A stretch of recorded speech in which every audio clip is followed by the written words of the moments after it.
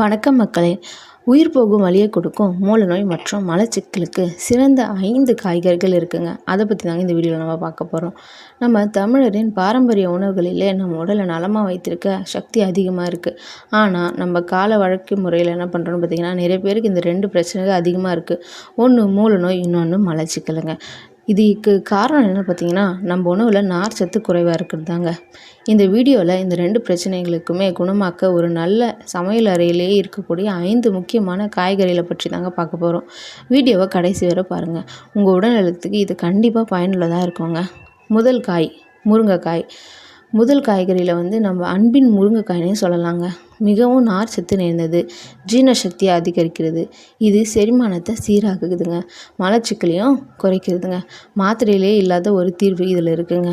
Soup, sambar, அவியல் எதில் வேணாலும் சேர்த்துக்கலாங்க நம்ம இதில். அடுத்து 2வது என்னென்னு பார்த்திங்கன்னா, அகத்திக்கீரைங்க. இது ஒரு சக்தி வாய்ந்த கீரை. பாட்டிகள்லாம் சொல்வது போல் வாயில் போட சொல்லும் கீரைனே சொல்லலாங்க. மலச்சிக்கலை போக்கும் சக்தி அதிகங்க. இதை வாரத்துக்கு 2 முறை உணவில் சேர்த்தா இரைப்பை நன்றாக சுத்தமாகுங்க. மூல நோய்க்கு காரணமான அடைப்புகள் எல்லாமே இதில் குறைஞ்சிருங்க. 3வது என்னென்னு பார்த்திங்கன்னா, வெண்டைக்காய்.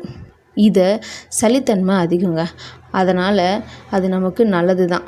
இது குடல் மென்மையாக தூய்மையாக ஏற்படுத்துங்க. நீர் சத்து, நார் சத்து இதில் ரெண்டுமே அதிகங்க. இது வழவழன்னு இருக்கிறதுனால மலத்தை நன்னா வெளியேற்ற அனுப்ப இது உதவுதுங்க.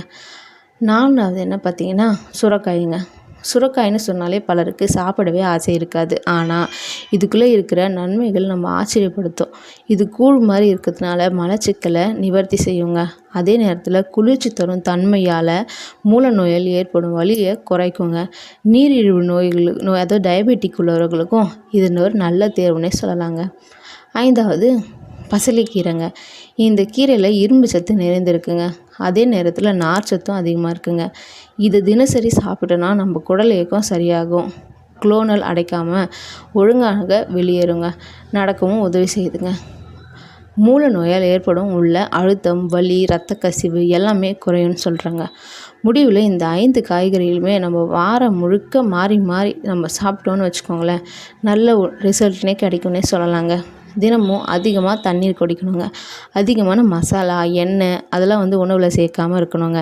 தினசரி சற்று உடற்பயிற்சி செய்கிறதும் ரொம்ப நல்லதுங்க. இன்னும் இப்படி உடல்நலத்துக்கு உதவும் வீடியோக்கள் உங்களுக்கு வேணும்னா மறக்காமல் லைக் பண்ணுங்கள், ஷேர் பண்ணுங்கள், சப்ஸ்கிரைப் பண்ணுங்கள். உங்களுக்கு ஏதாச்சும் டவுட் இருந்ததுன்னா கமெண்ட்டில் கேளுங்க, கண்டிப்பாக பதில் சொல்கிறேன். நன்றி நண்பர்களே. உடல் நலமாக இருங்க, சந்தோஷமாக இருங்க.